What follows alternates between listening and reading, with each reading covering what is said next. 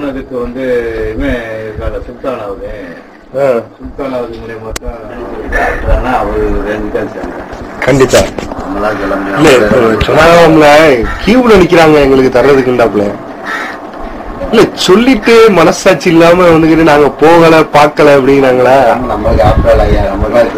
கண்டிப்பாண்ணே 50,000 பெரிய விஷயம் நம்மளை பொறுத்தாலும் அவருக்கு வேண்டாம். இல்ல வந்தது யாருண்ணே? அவரோட அப்துல் கான் மட்டும் தான் வந்தாப்லையா? அதுக்குள்ள அவரு தாடியா? ஆமா அமீர் வந்திருந்தாரு. எனக்கு தெரியாதா? அதான் உங்களுக்கு தெரியாதுதா லோக்கல்ல இருந்து. மாமா சரி சரி. எப்படி கோவப்பட்டு எங்களுக்கு தேவையில்லை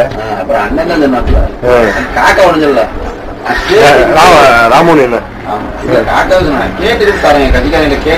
ஆமா ஆப்போசிட்டா வேலாகிற மாதிரி கேட்டுக்கிட்டு தாரேன் இல்லைன்னு கேட்டுக்கிட்டு தாரேங்க உடனே இருந்துச்சு.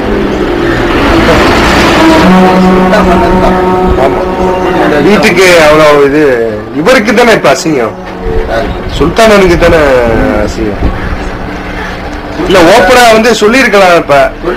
ஆமா இந்த மாதிரி இருக்காத. சுல்தான் வீட்டு போன சாதிக்கரோட வர சொன்னா தெரியாது தெரியாது. எல்லா வீட்லயும் இருக்காங்க இவங்க போகும்போது ஆல்ரெடி.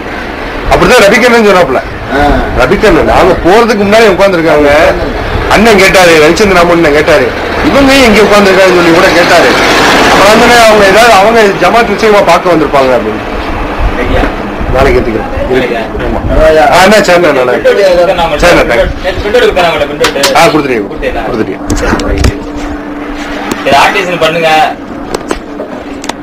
போன ட்ரிப் 2 ட்ரிப் 2 பண்ணதுக்கு வெறும் 25 ரூபா வந்திருக்கேன். ஃபார்ம் கரெக்டா ப்ரூவ் பண்ண கொடுத்துருக்கேன்.